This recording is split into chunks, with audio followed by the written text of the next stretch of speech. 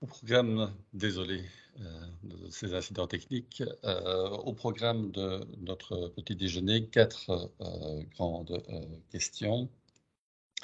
La première, c'est dans quel cas faut-il ou ne faut-il pas effectuer une analyse d'impact? Quels sont les rôles respectifs des acteurs du règlement lors de la réalisation de l'analyse d'impact? Concrètement, comment réaliser une analyse d'impact? Et nous partagerons avec vous des copies écran de façon à être le plus concret possible, pour enfin parler des résultats de cette analyse d'impact et l'implication, les conséquences que vous devez tirer de ces résultats. Mais d'abord, c'est quoi une analyse d'impact? Mais vous savez qu'il y a une base légale qu'on trouve dans l'article 35 du règlement. Lorsqu'un type de traitement, en particulier avec le recours des nouvelles technologies, puisqu'on se doute bien qu'un des enjeux de sécurité, c'est résulte de l'usage des nouvelles technologies, et compte tenu de la nature, de la portée, du contexte et des finalités du traitement, est susceptible d'engendrer un risque élevé pour les droits et libertés des personnes physiques, alors le responsable de traitement effectue avant le traitement, et on y reviendra, c'est important que ce soit avant d'effectuer le traitement naturellement, une analyse de l'impact des opérations de traitement envisagées sur la protection des données à cas personnel est opérée.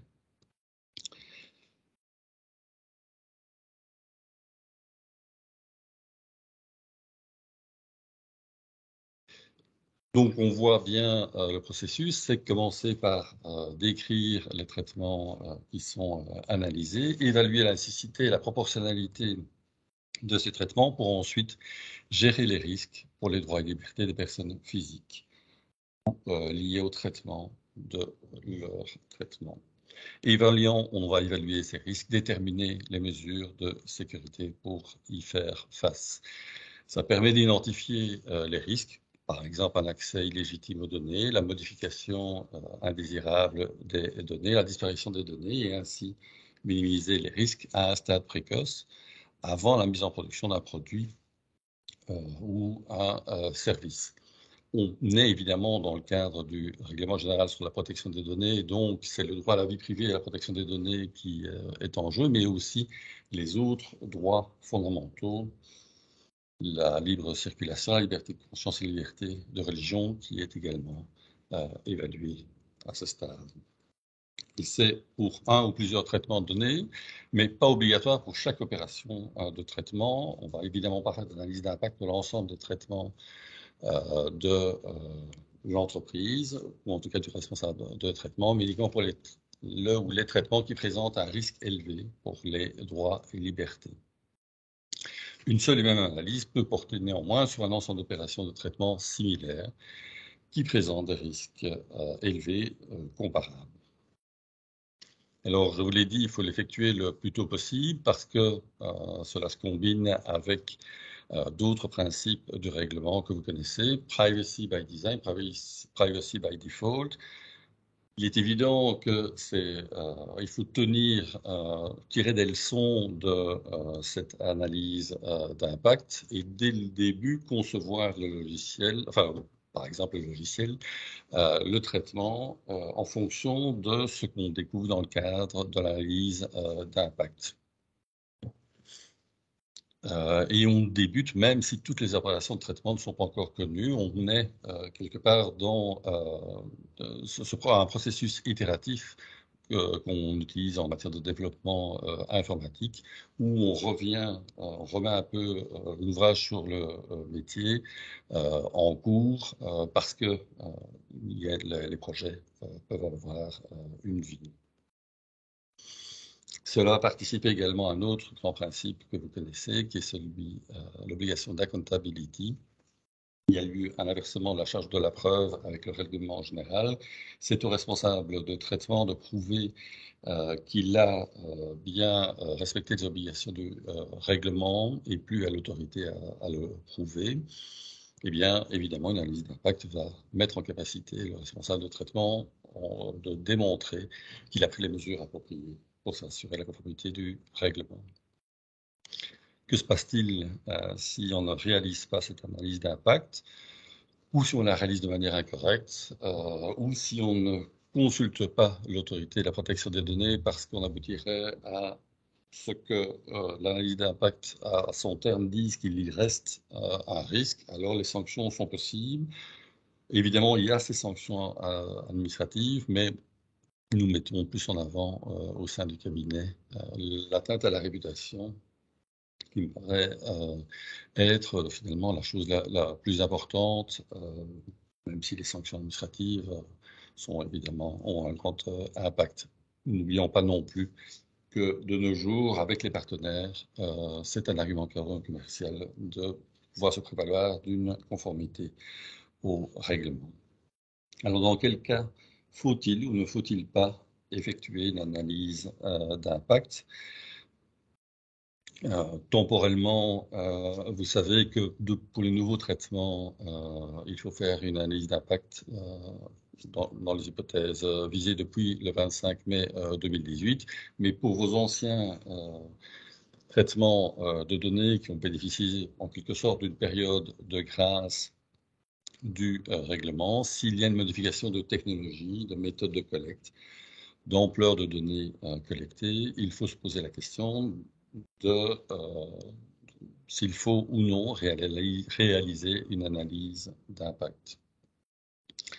Nous avons mis en évidence 3 grandes zones, une zone noire, une zone grise et une zone blanche. La zone noire, c'est les cas où il n'y a pas de discussion, il faut réaliser une analyse d'impact.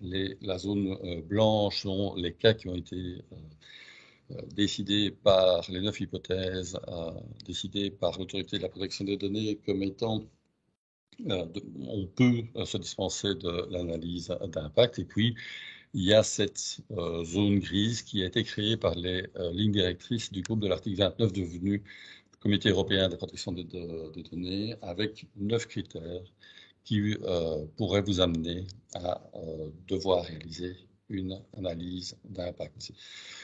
Je rappelle les 3 cas obligatoires. Une évaluation systématique et approfondie d'aspects personnels de traitement automatisé. On vise en fait le profilage qui mène à des décisions produisant des effets juridiques ou l'affectant de manière significative. Le deuxième grand cas, c'est le traitement à grande échelle de catégories particulières de données, les données pénales, les données médicales, et avec cette difficulté de savoir c'est quoi une grande échelle, avec un seul exemple, enfin une absence de définition dans le règlement, mais un seul exemple qui est donné. Un généraliste ne traite pas à grande échelle des données médicales, un hôpital le fait, et au milieu, il va falloir l'apprécier. Et puis la surveillance systématique de nouveau à grande échelle d'une zone accessible au public. Donc ça, c'est les 3 cas obligatoires dans le cadre du règlement. Et puis à côté de ça, toutes les autorités de protection des données européennes ont soumis au Comité européen de la protection des données des cas dans lesquels elle estime, en vertu de sa sensibilité, qu'il y a des risques qui sont importants pour les personnes et que dans ces 8 cas, on va devoir réaliser aussi une analyse d'impact. C'est tout d'abord si le traitement utilise des données biométriques pour identifier les personnes qui accèdent à un lieu public ou privé accessible au public. C'est si les données sont collectées auprès de tiers afin de refuser ou de cesser un contrat de service. Ce sont des données de santé collectées à l'aide d'un dispositif médical implantable. On voit que là, on est vraiment face à un usage des technologies qui peut être très invasif et qui peut avoir des risques, entre autres, de piratage. Si les données sont collectées de nouveau à grande échelle auprès de tiers afin d'analyser, de prédire la situation économique, la santé, les préférences, les centres d'intérêt ou autres, de nouveau, on est face à un profilage et vous savez que dans le cadre de la réglementation sur la protection des données, on pense qu'il y a des risques qui existent dans ces hypothèses. Un échange systématique de données particulières, on le voit sur des choses extrêmement sensibles, la pauvreté, le chômage, l'aide à la jeunesse, le travail social. Dans cette hypothèse-là, on veut qu'on prenne le plus de précautions possible. on a tout l'Internet des objets, tous ces capteurs, la montre que je porte ici, quand on traite à grande échelle, de manière systématique, on traite ces données, on va devoir faire une analyse. Les traitements à grande échelle systématique de communication de métadonnées, données de localisation, là c'est une méfiance vis-à-vis de l'État. Vous savez que pour le moment, on a un projet de loi en Belgique qui vise à ce que l'ensemble des métadonnées de toutes les communications des Belges soient conservées à des fins d'enquête pénale. Et bien, dans cette hypothèse-là, on doit faire une analyse d'impact. Si on observe le comportement de personnes de manière systématique via un traitement automatisé à grande échelle à des fins publicitaires, le traitement de données à des fins publicitaires est toujours vu avec défiance dans le cadre de cette législation. Voilà les hypothèses, les deux grands cas de liste noire. La zone blanche, c'est les 9 cas exonérés, où on se dit il faut quand même être raisonnable et toutes les entreprises, tous les responsables de traitement ne peuvent pas procéder à analyse d'impact. J'ai vu dans la liste des participants qu'il y a un certain nombre de praticiens chevronnés, et donc vous savez à quoi ça correspond de faire l'analyse d'impact, ce n'est quand même pas rien. L'autorité de la protection des données a estimé que si c'est nécessaire pour répondre à une obligation légale, pour autant qu'il y ait une définition précise des conditions de traitement, là on ne doit pas opérer une analyse d'impact. Pour tout ce qui est de l'administration des salaires, il n'y a pas d'analyse d'impact qui doit être faite. Si ça concerne exclusivement l'administration du personnel en service, attention toutefois que dès que le traitement porte sur des données relatives à la santé, des données particulières ou pénales, alors on ne bénéficie pas de l'exonération. Tout ce qui est comptabilité, l'administration des actionnaires associés, on vise les assemblées générales, les conseils d'administration. Si le responsable de traitement est une fondation ou une ASBL, on se dit que c'est sans doute disproportionné pour ce qui est de ses membres ou de ses partenaires proches ou des bénéficiaires des services de cette ASBL. Si le traitement porte sur l'enregistrement des visiteurs dans le cadre du contrôle d'accès, ça c'est vraiment ce qu'on fait dans les administrations et dans les grosses boîtes, pour autant qu'on se limite aux données qui sont prévues dans la décision de l'autorité de la protection des données. Par les écoles, vis-à-vis des élèves potentiels actuels et anciens, c'était évidemment pas raisonnable de leur imposer cela. Et puis, la gestion de la clientèle ou des fournisseurs existants ou anciens, cette exonération tombe également dès que ces données sont traitées, les données traitées sont des données particulières. C'est l'évidence, vous savez que tout ce qui est des données particulières a un traitement particulier. Est également exonéré d'analyse d'impact le traitement de données similaire à un traitement pour lequel une analyse d'impact a déjà effectué. C'est toute l'importance que des analyses d'impact de référence soient partagées. Si vous pouvez vous prévaloir d'une analyse d'impact pour quelque chose qui est similaire, vous n'avez pas à réaliser une analyse d'impact. C'est sans doute intéressant pour des responsables de traitement qui peuvent quelque part se mutualiser. On pense par exemple à des hôpitaux qui sont maintenant avec plein d'institutions qui sont dans un mouvement de concentration. Si une l'a faite, il est fort probable que les autres, utilisant le même genre d'outils, vont pouvoir aussi s'en prévaloir. Et puis on arrive dans la troisième zone, c'est la zone grise. C'est la zone qui peut aboutir à ce qu'on doute finalement de la possibilité qu'on a de ne pas faire d'analyse d'impact parce que le comité européen a prévu donc, en vertu du règlement, on doit procéder toujours à une évaluation, je vous l'ai dit, des risques et voir si on doit faire une analyse d'impact. Ici, l'idée est de nous aider à faire cette évaluation au moyen de 9 critères. Si 2 de ces critères sont rencontrés, alors nous sommes présumés devoir faire cette analyse d'impact. Vous voyez ici ces 9 critères. La difficulté, c'est que on y arrive quand même extrêmement vite, et donc je pense qu'il faut qu'on apprécie ça de façon raisonnable, parce que sinon on fait des analyses d'impact pour tous les traitements, parce que il y a des critères qui sont parfois légers. Maintenant, je ne vous dis pas non plus qu'il faut tout faire pour ne pas en réaliser d'analyse, mais prenons cet outil pour ce qu'il est malgré tout. Il laisse quand même une marge d'appréciation.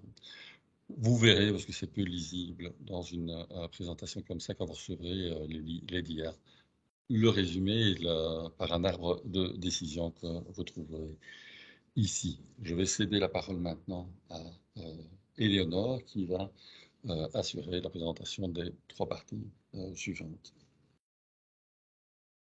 Merci Jean-François. Alors, je vais reprendre le contrôle des DIA. Alors, est-ce que je partage moi-même mes DIA? Non, tu peux reprendre le contrôle. Ok. 2 petites secondes. Alors, comme on l'a vu, donc l'analyse d'impact, évidemment, elle va mobiliser toute une série d'acteurs. On en a déjà entendu un petit peu parler ici dans les 2 premières parties. Et ici, on va revenir sur le rôle de chacun dans le cadre de l'analyse. Donc, tout d'abord, on a évidemment le responsable de traitement, qui est celui, pour rappel, qui détermine les finalités et les moyens du traitement de données. Et c'est à lui qu'incombe la réalisation de l'analyse d'impact dans le cadre du RGPD. Il est donc bien responsable de la bonne réalisation de l'analyse d'impact, et si elle n'est pas bien réalisée ou si elle n'est pas faite alors qu'il fallait la faire, ou encore si on n'a pas consulté l'autorité alors qu'on y était obligé, c'est lui qui va devoir également rendre des comptes. Et ce, même si la tâche de l'analyse d'impact est déléguée à un tiers. Il reste responsable de la tâche. Donc à la fin de l'analyse d'impact, d'ailleurs, il est prévu que c'est lui qui dit si on continue à faire le traitement ou si on ne le fait pas. C'est vraiment lui qui a une responsabilité dans ce cadre-là.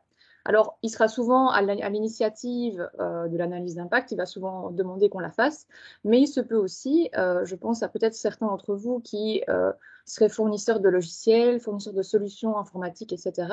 Quand on est donc plutôt sous-traitant, puisqu'on fournit un outil à des responsables de traitement, on peut aussi avoir cette initiative de faire une analyse d'impact qu'on va pouvoir donner à tous les responsables de traitement avec lesquels on travaille si ils en font la demande. Et c'est non seulement un bon argument, on va dire, commercial aussi, enfin, du moins, on montre qu'on est en conformité à ce niveau-là en tant que sous-traitant, donc ça peut être une bonne chose aussi, même quand on est plutôt un sous-traitant, de préparer une analyse d'impact. Et évidemment, elle pourra être réutilisée avec les responsables de traitement avec lesquels vous travaillez. Donc ça, c'est une possibilité aussi. Sinon, le sous-traitant, intervient aussi dans l'analyse d'impact parce qu'il agit donc pour le compte du responsable de traitement et qu'en vertu de ses obligations, il doit collaborer avec le responsable du traitement, évidemment. Et spécifiquement, c'est prévu par l'article 28 du RGPD, il doit apporter son aide dans le cadre de l'analyse d'impact. Sur demande, par exemple, du responsable de traitement. Donc, si vous êtes en train de faire une analyse d'impact et c'est souvent le cas, on a besoin de l'aide, on a besoin d'informations que les sous-traitants détiennent, puisque c'est eux qui vont, par exemple, opérer un serveur, c'est eux qui vont fournir le logiciel, c'est eux qui font la maintenance. Donc, il y a toute une série d'informations de sécurité, des informations techniques, organisationnelles, dont on a besoin et que seuls eux détiennent, par exemple. Sachez que si vous avez besoin d'informations de leur part, ils sont obligés de collaborer avec vous et de vous envoyer les informations que vous leur demandez. Le degré d'assistance varie selon la nature du traitement, les informations qui sont mises à disposition du sous-traitant, puisqu'évidemment, il ne peut pas tout savoir non plus, si son rôle est extrêmement minime, mais aussi de l'opportunité de l'aide du sous-traitant. Donc voilà, si vous avez un traitement de données qui repose essentiellement sur, par exemple, un système de géolocalisation, sur un système de tracking de l'utilisation d'Internet par vos employés, etc., si c'est un sous-traitant qui opère cette solution technologique, il sera évidemment fort sollicité dans le cadre de l'analyse d'impact parce qu'il met en place beaucoup d'éléments du traitement et il devra vous assister dans ce cadre-là.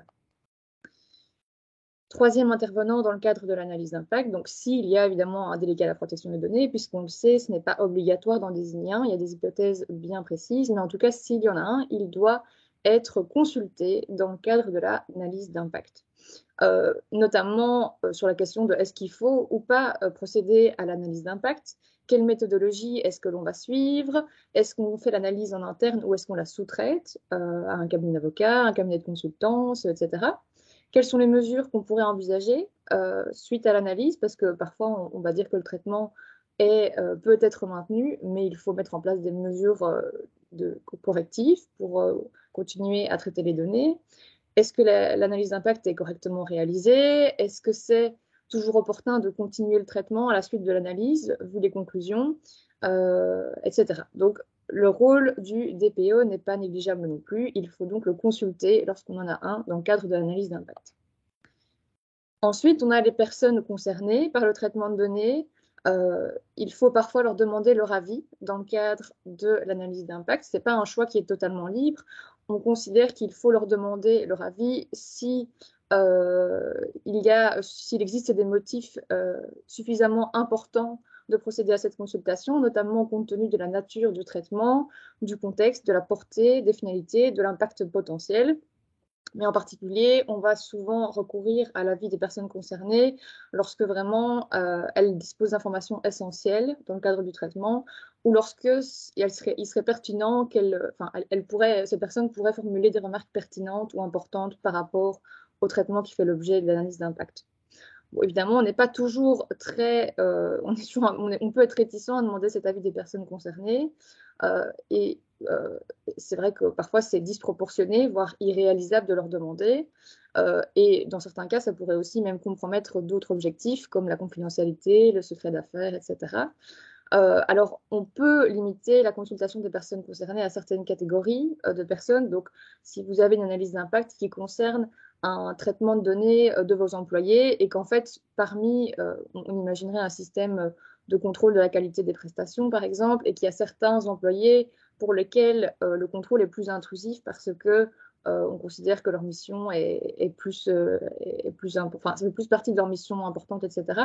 On pourrait définir des catégories de personnes dont on va interroger, on va demander l'avis, et d'autres pas parce qu'elles sont concernées par l'analyse d'impact, mais sont moins impactées parce qu'on demande moins de données de leur part, parce que le traitement est moins récurrent chez ces personnes, etc. Donc on peut quand même aussi faire une granularité à ce niveau-là. Mais dans certains cas, quand c'est vraiment pas souhaitable de demander l'avis des personnes concernées, on peut aussi décider de ne pas le faire, mais alors on doit bien documenter cette décision, les motifs pour lesquels on ne l'a pas fait, alors que vraiment le traitement en question s'y prêtait. Alors, si on doit consulter les personnes concernées et qu'on choisit de le faire, comment est-ce qu'on fait? Il n'y a pas d'obligation précise à ce niveau-là. On est libre de faire comme on le souhaite. Soit ça peut être une étude générique relative aux finalités ou aux moyens du traitement. Soit on va adresser une question aux représentants du personnel. Ça peut être aussi intéressant d'en discuter avec ses représentants. On peut aussi faire une consultation publique. Ça pourrait être le cas pour un traitement de données qui soit opéré par exemple par une administration publique. On demanderait l'avis des citoyens. Pourquoi pas aussi, parfois, lorsqu'on le peut, se concerter avec des organisations de défense des intérêts des personnes concernées, si on souhaite obtenir des avis. C'est des choses qu'on retrouve pas mal dans le cadre de lois où il est obligatoire parfois, lorsqu'on met en place des nouvelles obligations légales qui sont plus intrusives pour la vie privée, on consulte l'autorité de protection des données et demande qu'on fasse, il est demandé plutôt, la loi demande qu'on fasse une analyse d'impact. Et parfois, on a des avis qui sont donnés par des organismes de protection, de défense des intérêts, etc. Ensuite, au niveau des personnes qui étaient impliquées dans l'analyse d'impact, on a aussi l'autorité de protection des données à un certain niveau, mais ça, on y reviendra plus tard. On va rentrer dans le cœur du sujet maintenant, qui est comment est-ce que concrètement on réalise l'analyse d'impact. Quelles sont les façons de faire, qu'est-ce qu'elle contient, etc. Donc, premièrement, ce qu'on vous conseillerait d'abord, c'est de rassembler les bonnes personnes autour de cette analyse d'impact, de savoir de qui on a besoin, qui on va mettre autour de la table pour la réaliser. On a plusieurs rôles dans le cadre de l'analyse d'impact. On va tout tout d'abord convier le département métier qui est concerné par le traitement de données. Si le traitement qui va faire l'objet de l'analyse concerne des employés de l'entreprise, on va demander au département RH qui connaît le fonctionnement de l'entreprise en matière de ressources humaines, qui connaît le traitement, etc., de venir apporter son aide dans le cadre de l'analyse d'impact. Le département IT, le responsable de la sécurité informatique, doit également être impliqué puisque l'analyse d'impact contient une partie qui est beaucoup plus technique. Et donc, ses connaissances seront évidemment les bienvenues sur ce que l'entreprise met en place au niveau des mesures de sécurité. Le département juridique, s'il y en a un, évidemment, hein, comme toujours, il faut aussi l'impliquer puisque juridiquement, il peut aussi apporter les réponses dans le cadre de l'analyse d'impact. Comme je l'ai déjà un peu expliqué, les sous-traitants également sont impliqués, sont conviés autour de la table parce qu'ils détiennent certaines informations sur le traitement, le cas échéant. Le CEPD, donc le Comité européen à la protection des données, recommande aussi de se faire assister par des experts indépendants, comme par exemple un avocat ou un conseiller juridique autre, mais aussi par des experts en sécurité, par exemple, donc d'avoir des experts indépendants. Et enfin, le délégué à la protection des données sera également un intervenant dans le cadre de l'analyse d'impact. Alors, le contenu de cette analyse, c'est il y a plusieurs parties. Il y a une description des opérations de traitement qui va être faite, une description détaillée et précise de comment est-ce que le traitement va être effectué, quels sont les flux de données, comment est-ce qu'on peut le schématiser, les durées de conservation, enfin toute une série d'informations seront vraiment listées pour dresser une espèce de carte d'identité du traitement. Ensuite, on va évaluer proportionnellement et au niveau de la finalité aussi, est-ce que le traitement est vraiment nécessaire? Est-ce que la façon dont on l'a mis en place est une bonne façon de faire, compte tenu des principes de proportionnalité et de finalité? On va évaluer également le traitement au regard des droits des personnes concernées. Est-ce que ces personnes peuvent faire valoir leurs droits de façon efficace? Comment est-ce qu'on les a mis en place, etc. On va aussi évaluer les mesures qu'on a mises en place, aussi bien organisationnelles que techniques et contractuelles, pour voir si elles viennent également en support du traitement, favoriser la minimisation d'un risque. Et ensuite, on va évidemment, bien sûr, documenter ces analyses et régulièrement, si le traitement fait l'objet de mise à jour, s'il y a de nouveaux éléments qui sont mis en place, imaginons, on a un système de géolocalisation de véhicules et au début, on ne contrôle pas la vitesse des véhicules par ce logiciel, mais par la suite, on met en place ce type de fonctionnalité. Eh bien, pour des employés donc, qui se rendent sur des chantiers, alors là, dans ce cadre-là, il faut refaire, par exemple, peut-être une analyse d'impact ou en tout cas la mettre à jour si on commence à collecter des données supplémentaires par rapport à celles de base. Quelle méthodologie utiliser? Alors, il y a dans les lignes directrices du Comité européen de la protection des données une annexe où on vous donne plusieurs cadres européens génériques et sectoriels qui sont décrits. Vous avez au niveau en Allemagne, en Espagne, en France et au Royaume-Uni des guides qui ont été mis en place. Mais également au niveau des secteurs, on a un cadre relatif aux applications RFID.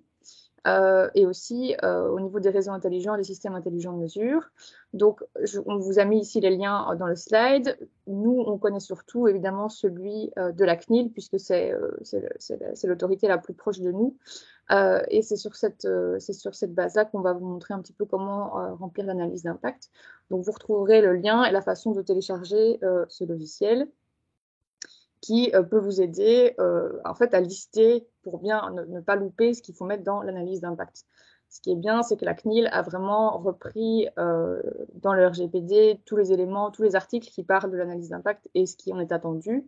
Et elle en a fait une espèce de grand questionnaire qu'il faut remplir, où on peut repasser à plusieurs dessus pour rédiger le questionnaire, puis ensuite le faire évaluer, puis ensuite le faire repasser éventuellement par le rédacteur pour adapter le traitement. Enfin voilà, il y a tout un système qui est assez bien fait et on ne va pas revenir en détail dessus, mais je vous invite à peut-être à vous informer par rapport à ce système qui existe et qui est assez bien fait. Donc, l'outil PIA de la CNIL existe en plusieurs versions, notamment on a une version qui est web et une version qui est logicielle.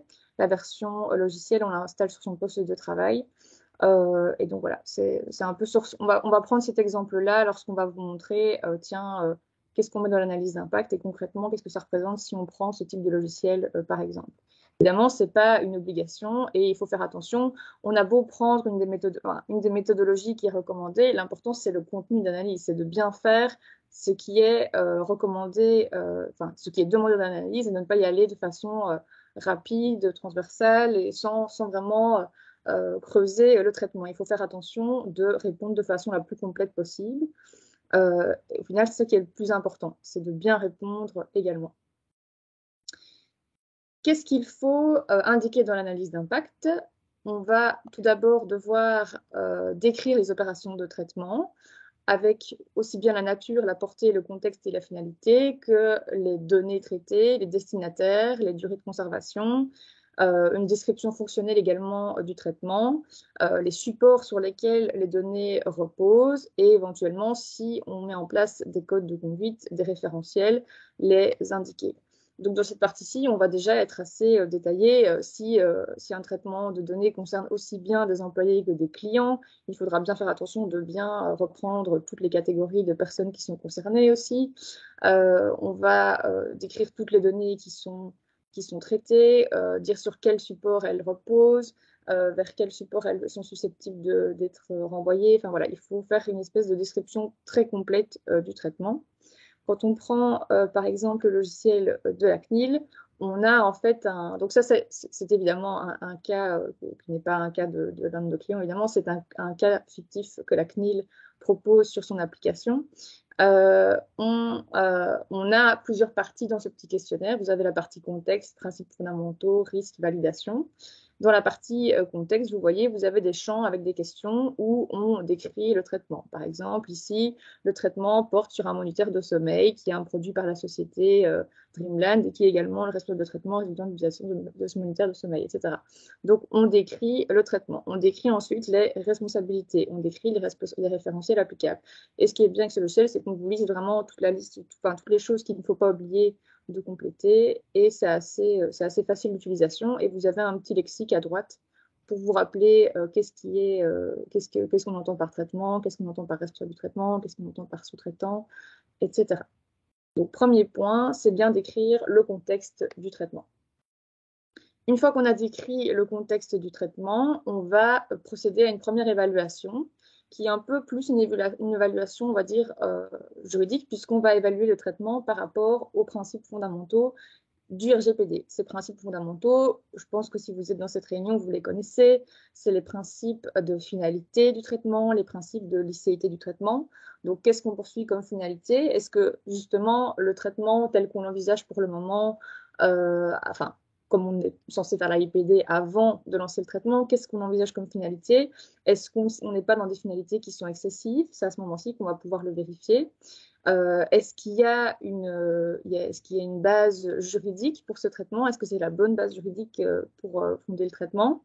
Est-ce qu'on ne collecterait pas trop de données? Donc ça, c'est le principe de minimisation des données. On ne peut traiter que les données qui sont adéquates, pertinentes et limitées aux finalités. Est-ce qu'on n'excéderait pas la durée de conservation maximale pour ces données? Enfin, c'est vraiment un espèce de check de tous les principes du RGPD que vous devez faire à ce moment-là et vérifier que votre traitement rencontre bien ces différents principes. Et déjà, à ce stade-là, on peut se rendre compte que peut-être on est excessif dans les données qu'on collecte. Peut-être qu'en fait, on pourrait mettre des initiales à la place du nom complet d'une personne. Peut-être qu'on pourrait limiter à certains supérieurs hiérarchiques du personnel la consultation de certaines données relatives à un employé qu'on va peut-être faire, sur lequel on va peut-être faire une certaine surveillance. Donc ça, c'est déjà un premier stade. On évalue aussi le traitement au regard des droits des personnes concernées. Vous le savez, les personnes concernées par un traitement de données ont plusieurs droits qu'ils peuvent exercer. Il faut qu'ils soient informés. Donc, on va vérifier aussi déjà à ce stade-ci tiens, est-ce que mes employés sont bien informés du traitement, par exemple dans le règlement de travail, ou est-ce que si c'est un traitement qui concerne des clients, est-ce qu'on les informe correctement par un contrat, par une politique de protection des données? En fait, l'analyse d'impact vient un petit peu aussi comme, pas un audit, mais presque. On va vérifier vraiment que le traitement coche bien toutes les cases dans le RGPD. C'est vraiment ça, en fait. Est-ce qu'on permet l'accès ou la portabilité des données dans le cas où c'est requis? Est-ce que les personnes peuvent bien rectifier ou effacer leurs données? Est-ce qu'elles peuvent s'opposer ou demander la limitation du traitement? Par exemple, ce serait une application aussi sur un téléphone, par exemple, qui traiterait des données de santé. Est-ce qu'on a bien vérifié aussi que le traitement est limité et qu'on ne va pas commencer par défaut à demander trop de données à la personne concernée et que c'est à cette personne d'aller activer les réglages si on veut plus de données de sa part? Est-ce que sur cette application, on lui permet d'accéder à tout moment à la politique de protection des données? Est-ce qu'elle peut, à un moment donné, appuyer sur un bouton et sortir ces données de l'application qui serait une application, par exemple, où on traite des données de santé? Enfin, toutes ces questions-là doivent vraiment être passées en détail lors de cette évaluation. Mais également, il n'y a pas que les droits de la personne concernée. Il faut aussi évaluer la question des transferts internationaux de données. C'est le moment aussi de se dire, tiens, est-ce que le sous-traitant auquel je fais appel n'hébergerait pas les données justement chez un sous-sous-traitant qui est situé en dehors de l'Union européenne, et auquel cas il faut faire attention à ce que des mécanismes de transfert soient bien conclus avec ce sous-sous-traitant, par exemple. Donc, on passe tous ces principes en revue et on évalue le fait qu'on les remplisse ou qu'on ne les satisfait pas. Dans l'outil de la CNIL, c'est donc la deuxième partie, principes fondamentaux, où vous avez les finalités déterminées, explicites, légitimes. Vous devez remplir toute une série de questions. Et ensuite, en fait, l'outil permet à une personne qui pourrait repasser sur les champs de dire si c'est améliorable, à corriger ou acceptable. Par exemple, si vous faites appel à un expert indépendant, un avocat, par exemple, peut repasser sur votre analyse précomplétée et dire, en fait, les finalités, ça pourrait être améliorable parce que on se rend compte qu'il y a une finalité qui est de trop ici, on pourrait se limiter à telle finalité, ou alors peut-être que dans la politique de protection des données où vous avez décrit une certaine finalité, elle n'est pas reprise et donc il faut corriger.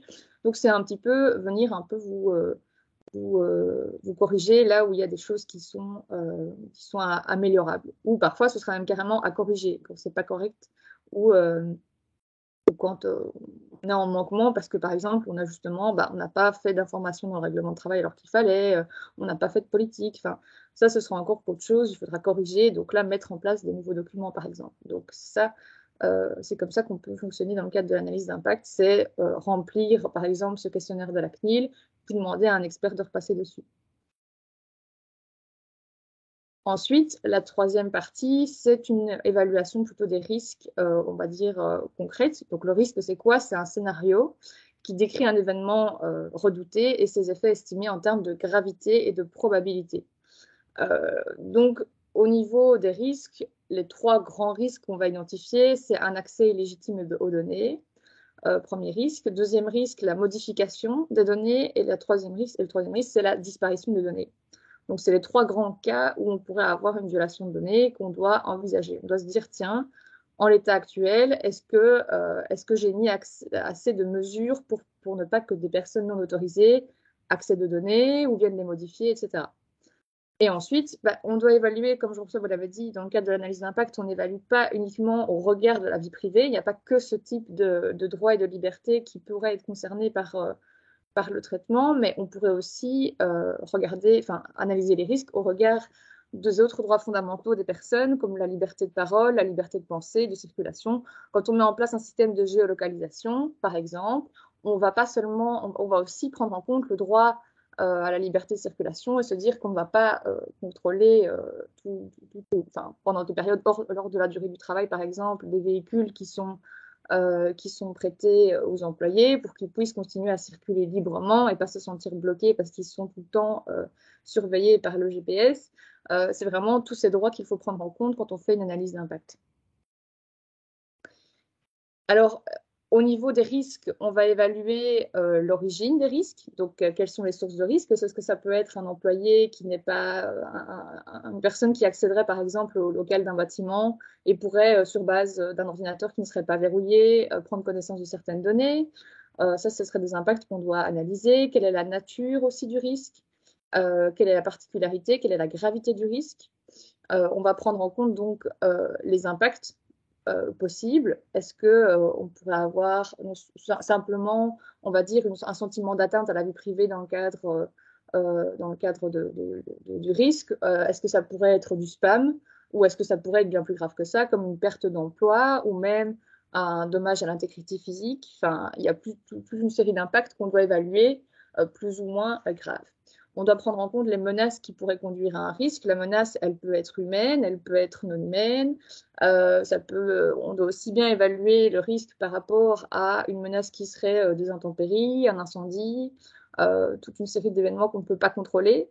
Quand vous allez dans un data center, en général, par exemple, on met en place un système de redondance. On a toujours un double des données dans un autre data center pour éviter d'avoir ce qu'on appelle un single point of failure, donc où si jamais il y en avait un avion qui venait se crasher, on n'aurait pas perdu toutes les données, on a toujours un backup autre part. C'est des choses comme ça qu'il faut aussi prendre en compte quand on fait une analyse d'impact. C'est est-ce qu'on a toujours, on a prévu en cas de menace un backup? Est-ce qu'on a pris en compte le fait qu'il pouvait y avoir des attaques aussi sur un logiciel? Est-ce qu'on a un antivirus? Est-ce qu'on a aussi une journalisation des accès? Enfin, tous ces éléments doivent être pris en compte. Donc, on sait qu'il y a des menaces qui existent. On doit évaluer la probabilité que le risque se matérialise et la gravité, parce que parfois, certains risques sont très probables, mais très peu graves, et parfois, certains risques sont très graves et peu probables. Donc ça, ce sont deux choses qu'il faut également prendre en compte. Et ensuite, pour tous ces risques, il faut lister les mesures qu'on envisage pour les diminuer, pour éviter qu'ils surviennent. Alors, dans le logiciel de la CNIL, vous avez toute une série de mesures qui vous sont proposées, qui sont normalement des mesures de base en matière de sécurité. Ce n'est pas une liste exhaustive. On peut d'ailleurs, dans le logiciel, par exemple, rajouter manuellement d'autres mesures qui ne seraient pas décrites. Mais on a en tout cas c'est comme un petit pense-bête. On vous dit, tiens, qu'est-ce que vous avez mis en place sur le chiffrement, le poissonnement des données, le contrôle des accès logiques. Et c'est là, dans le cadre de l'analyse d'impact, que le département IT va être sollicité parce que c'est en général lui qui sait si on met en place du chiffrement sur, par exemple, une base de données, sur des clés USB sur lesquelles on pourrait retrouver les données qui font l'objet du traitement, sur des flux de données, etc. Donc, lui va pouvoir remplir cette partie-là de l'analyse d'impact et elle pourra être évaluée par la suite par un expert qui serait peut-être soit un avocat, soit aussi, on peut faire appel à un expert en sécurité. Quelqu'un qui viendrait dire, tiens, pour l'instant, le site web n'est pas en HTTPS, enfin voilà, je dis une mesure de base, mais qui viendrait dire, voilà, il faudrait changer ceci parce qu'on n'est pas au niveau de la sécurité le plus optimal. On liste donc toutes les mesures qu'on a mises en place, et puis ensuite, c'est comme ça que ça fonctionne dans le logiciel de la CNIL, vous avez, après avoir listé toutes les mesures qui sont mises en place au niveau sécurité, une évaluation qui se fait chaque fois pour le premier risque qui est l'accès illégitime aux données, le deuxième qui est la modification et le troisième qui est la disparition des données. On vous demande de lister les impacts. Ici, par exemple, vous avez une discrimination, une perte d'emploi, de la publicité ciblée, du phishing. Donc, ça pourrait être, par exemple, les impacts sur les personnes si jamais le risque se matérialisait. Les menaces, ça pourrait être un vol de données, une usurpation d'un compte. Quelles seraient les sources? Ça pourrait être un employé, un attaquant ou un membre de l'entourage. Quelles sont les mesures qui sont mises en place, les mesures initiales qui sont mises en place par l'entreprise pour pallier à ce risque? Souvent, par exemple, ici, on a mis contrôle des accès logiques. Donc, souvent, dans les entreprises, on fait des accès différenciés selon qu'on est administrateur, selon qu'on travaille dans tel département. C'est déjà une mesure de base qu'on met en général en place. Mais est-ce qu'on ne pourrait pas aller plus loin? Et c'est ça aussi, ça c'est le stade d'après.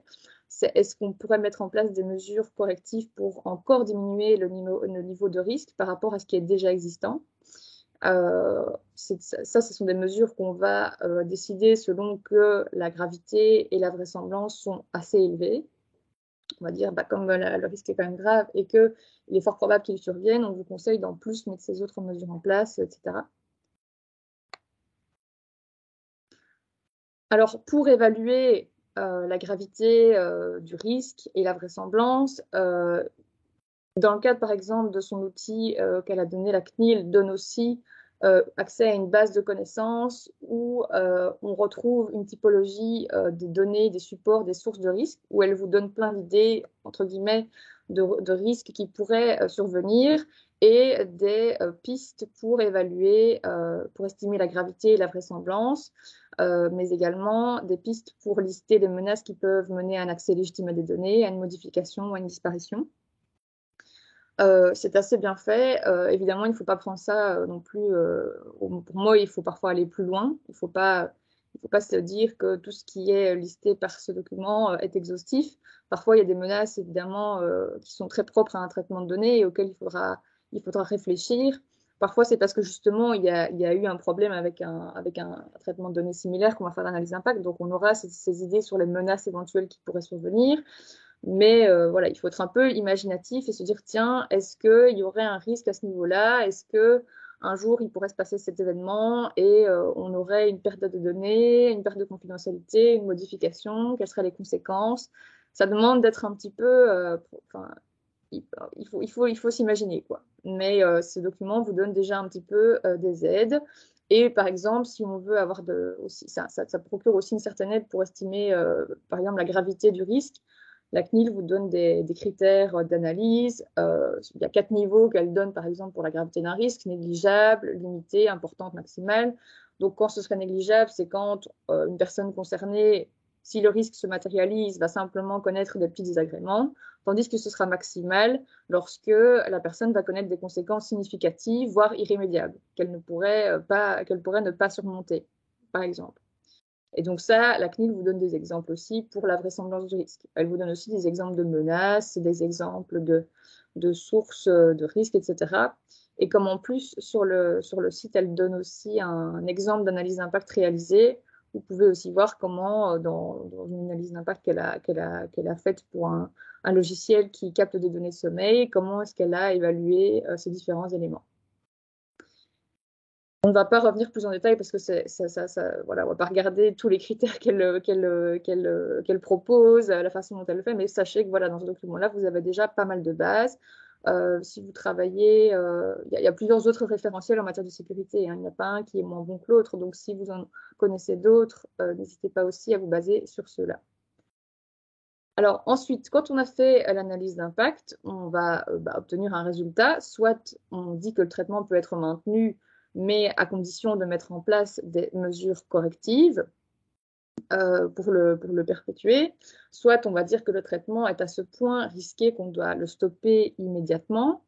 Et donc ça, c'est les résultats qu'on va donner. Et quoi qu'il en soit, une fois qu'on aura le résultat, par exemple, le DPO va donner un avis sur l'analyse d'impact. Il va le présenter au comité de direction de l'entreprise et c'est elle qui décide ou non de maintenir le traitement. Puisque, pour rappel, le DPO est simplement consulté, il ne décide pas du traitement. Et donc, ce sera le responsable qui décidera ou non de maintenir le traitement. Alors, si on considère qu'on le maintient et qu'en fait, on peut le maintenir à condition de mettre en place des mesures supplémentaires, on fait ce qu'on appelle un plan d'action qui est à la suite de l'AIPD, un résumé de toutes les mesures qu'on a proposées dans le cadre de l'analyse d'impact et qui doivent être mises en place. Ce sera, par exemple, dans la partie principes fondamentaux, on se dit qu'on va devoir modifier le règlement de travail parce que finalement l'information n'est pas correcte, ou on se dit qu'on va peut-être former davantage les membres du personnel qui s'occupent du traitement de données en question, parce qu'il faut qu'elle soit bien au courant du traitement et de ses dangers, de ses risques, etc., pour qu'elle soit beaucoup plus conscientisée. On va faire attention à ce genre de choses. Est-ce que dans la technique, on va mettre en place, par exemple, une anonymisation des données à un certain stade? Est-ce qu'on va chiffrer les données? Est-ce qu'on va mettre en place un système de double authentification, par exemple? Ce sont des mesures qu'on pourrait envisager en plus pour sécuriser le traitement. Donc ça, ce sera le plan d'action qui va être rédigé à la suite de l'analyse d'impact et qui va devoir être mis en œuvre par le responsable de traitement pour maintenir son traitement de façon valable. Alors, il se peut, lorsque, à la suite de l'analyse d'impact, le risque résiduel, puisqu'il y a toujours un risque qui pourra rester, hein, c'est parfois très difficile de carrément anéantir le risque, bah, si le risque résiduel reste tout de même élevé, eh bien, il se pourrait, enfin, dans ce cas-là, on doit consulter l'autorité de protection des données du pays pour solliciter son avis sur le traitement. Est-ce qu'on le met en œuvre ou pas? Et si vous, pour rappel, si vous ne faites pas cette consultation alors que le risque résiduel est élevé et que donc vous y êtes obligé, bah, vous pouvez vous encourir aussi des sanctions dans le cadre du RGPD. Il se peut aussi que le droit national prévoit des cas où c'est obligatoire de consulter l'autorité quand un nouveau traitement est prévu par une loi, par exemple. Elle pourrait dire que dans tous les cas, il faudra consulter l'autorité, qu'elle donne un avis sur le traitement de données. Même si on a fait une analyse d'impact, ce sera parfois pas suffisant. Il faut en plus l'avis de l'autorité. Alors, si vous devez consulter l'autorité de protection des données, sachez que le formulaire de consultation est disponible sur son site internet. On a mis le lien ici dans le slide.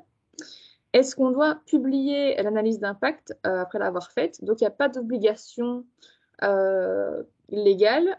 C'est une décision qui appartient au responsable du traitement. C'est tout de même encouragé par l'autorité de protection des données. Si on publie, on n'est pas obligé de reprendre l'intégralité de l'analyse d'impact. On ne va pas publier évidemment des éléments qui porteraient atteinte au secret d'affaires, à des informations sensibles, etc. On peut simplement, par contre, publier un résumé des constatations de l'analyse d'impact ou simplement déclarer qu'on a fait une analyse d'impact.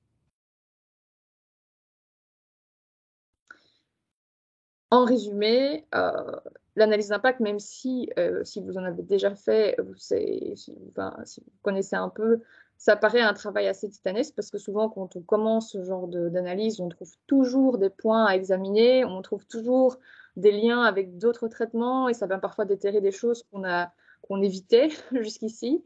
Donc, le processus peut parfois être très long et aussi, c'est très difficile de pouvoir obtenir les informations de la part de tous les départements qui seraient éventuellement concernés par le traitement.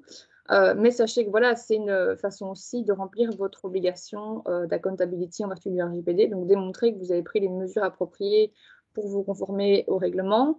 C'est une façon de respecter aussi le principe de privacy by design. Donc dès le départ, faire un traitement qui est GDPR compliant. Et au final, l'activité est plutôt, enfin, comme le dit, je termine sur cette note positive, le Comité européen de la protection des données, dans ses lignes directrices, dit que c'est une activité utile et positive. Il faut voir ça comme une façon de s'améliorer et éventuellement d'aller corriger les petits défauts dans le cadre des éléments qu'on a mis en place pour le traitement, parce que c'est vrai qu'on va analyser un traitement, mais parfois on va se rendre compte que dans les contrats qu'on a avec les sous-traitants, certains contrats n'ont pas été conclus, que notre politique de protection des données n'est peut-être pas à jour, etc. Et donc ça permet aussi de déterrer des points, de mettre en lumière des points où on est en défaut de conformité. On en a fini pour les analyses d'impact, donc merci pour votre attention très en masse aujourd'hui. Maintenant, on va passer peut-être aux questions.